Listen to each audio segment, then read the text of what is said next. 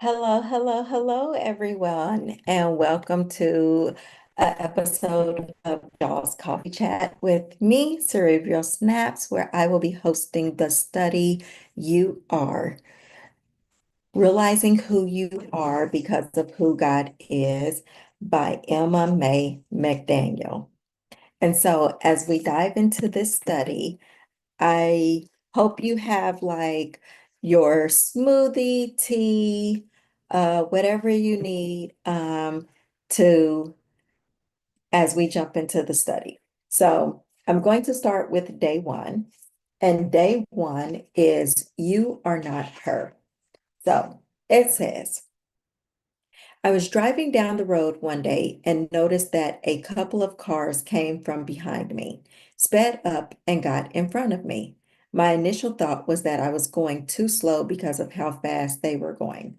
But as I looked at my speed, I realized that I was indeed going the speed limit. Then this question hit me. Why did I automatically assume I was in the wrong because I was going at a different pace than someone else?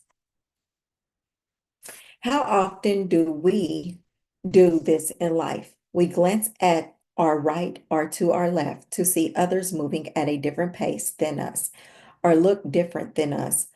And our initial thought is that we are in the wrong because we aren't the same. We don't act like, talk like, or look like them and immediately assume that we are in the wrong. Because of it, the thoughts I should be doing more, producing more, knowing more passes through our minds, but it's all from a place of thinking we should be where everyone else is rather than acknowledging that God has us right where we are supposed to be and resting in that. We cannot be confident in who we are. We cannot be confident in God, who uniquely made us to be, if we are constantly consumed with comparing ourselves to other girls to our right or to the left of us. We cannot be content in the season that the Lord has us in if we are constantly basing the goodness of the season we are in off the season that the girl next to us is in. Then we aren't basing good, then we aren't basing goodness on who God is, but we are basing goodness on what someone else has or where someone else is. This is a dangerous and exhausting way to live. When the standard of where you should be is the girl to the right or to the left of you, your standard will be unreachable because you were never meant to be that other girl to the right or to the left of you. In fact, you were meant to be you. Comparing ourselves to others comes from a place of insecurity and pride, which leads not only to missing out on the goodness of where has us and how He made us, but we also miss out on special opportunities to celebrate our sister in many ways. There will always be opportunities to compare, but this means there will always be opportunities to appreciate the beauty in others and appreciate the beauty in ourselves that God has placed there on purpose so we can reflect on who He is as well. So that is the first part of the study. And so this study starts off with how we compare ourselves to other people. And people do it all the time. People do it on you go on your social media feed, and the first thing that you see is like your friend had a party, maybe you didn't get invited to, or you just different things that happens. And so what I want to do is talk about this study from a place of mental health and how it kind of like you you we always talk about self-love. And so I will say that the more that you can love yourself and validate yourself, the less you'll feel that you need to compare yourself with others. And so, with that being said, Emma Mae McDaniel walks us through a, an activity, and the activity is, what are 5 things that you love about how God made you? So first thing you do is you write down 5 things that you love about yourself. Like, what are the 5 things that you truly, truly love about yourself?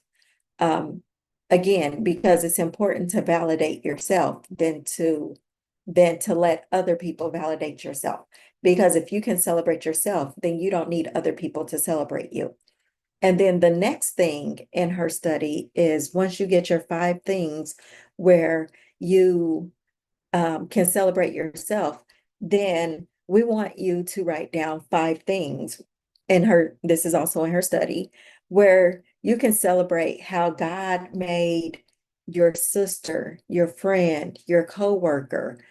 Like, celebrate these people. Like, oh, her hair looks nice today, or, just different things like that. I like my friend because she gives great insight. She is kind. Um, you know, a lot of times I believe it said that, like, you hang around people that usually have the same qualities as you. So, with that being said, um, you might find that some of those qualities that you see in those other people are, you also hold or possess those same qualities. And so, like, instead of comparing yourselves to all of the positive things that are going on in their life, you can celebrate yourself for all the positive things that are going on in your life. And then, as Emma May already stated in her last study, not study, in the on the cover, and the when I did the introduction, she said, "Wouldn't it be great if we can get to the point to where we're not only celebrating ourselves, but we can celebrate our sisters and their achievements and everything that they are going through." Like, wouldn't it be nice if we can, call up that friend? Maybe, you have a friend who's having a down day, and we can celebrate our friend for what she did that day. Oh, like, like she graduated with her PhD. We can say, congratulations, I think you've done a great job. Just different things like that. And just celebrate people for who they are. Um, and not down them, neglect them, and um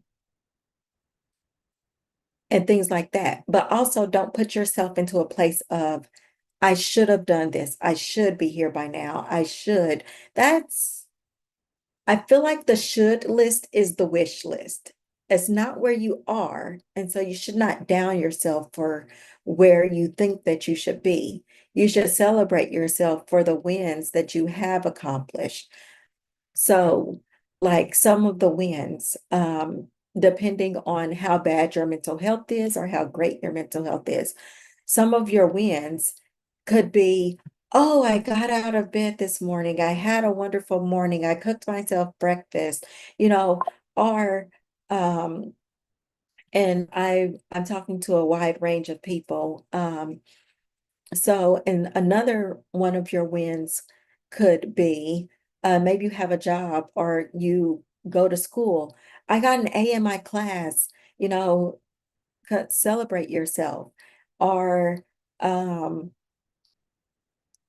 like, if you're working, I made it to work on time.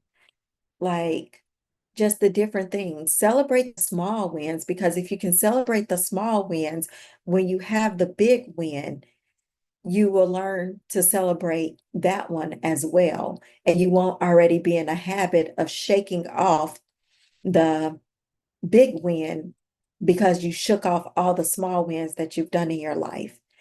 And so um that that plays a big part into who you are. And like I said, celebrate your sisters, like celebrate the women in your life. And well, not only women, but also the men, give them compliments and celebrate them. This is a women's Bible study, so it is definitely geared towards women, but definitely celebrate people. Um, and then so that is day one of Emma May. You are realizing who you are because of who God is. Um, and I think that that was her biggest point that she was trying to point out is that you're not the other person. You are, you are who you are uniquely. And so I want to leave you with that. Make sure you keep that in your heart and in your mind. And as we dive deeper into this study, um, next week I will give you more insight of like some of the big, big ways that you can celebrate other people. And not only other people, but once you know who you are in God, you can celebrate yourself as well as other people and be your authentic self. I think self-love starts with accepting who you truly are and being your authentic self. This is Jaw's Coffee Chat, and I hope you have a great day.